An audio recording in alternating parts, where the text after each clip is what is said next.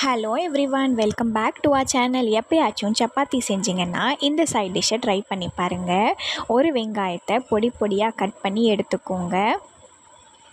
அதோடு சேர்த்து ஒரு பச்சை மிளகாவை சின்ன சின்னதாக கட் பண்ணி போட்டுக்கோங்க. கொஞ்சமாக கொத்தமல்லி, சின்ன பீஸ் தேங்காயை துருவி போட்டாச்சு.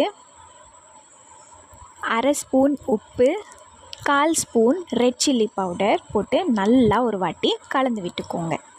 சப்பாத்திக்கு இது சூப்பரான ஒரு காம்போவாக இருக்கும். மறக்காமல் ட்ரை பண்ணுங்கள்.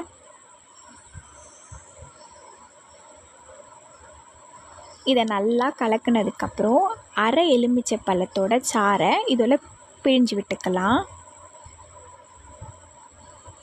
இதை இன்னொரு வாட்டி கலக்கி ஒரு 10 மினிட்ஸ் அதை தட்டு போட்டு மூடி வச்சுருங்க. அது ஊறினதுக்கப்புறம் செம்ம டேஸ்ட்டாக இருக்கும்.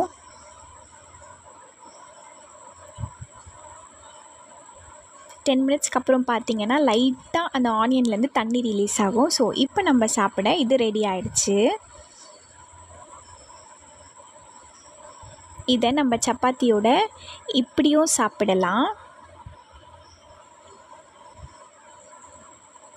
நான் எப்படி சாப்பிடுவேன்னா அதை அது மேலே போட்டு ரோல் பண்ணி சாப்பிடுவேன். ரொம்ப டேஸ்ட்டாக இருக்கும். கண்டிப்பாக நீங்கள் ட்ரை பண்ணி பாருங்கள். என்னோடய most favourite side dish for chapati.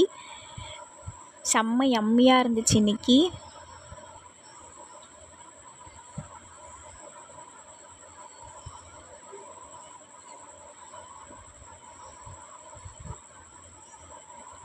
சூப்பராக இருந்துச்சு.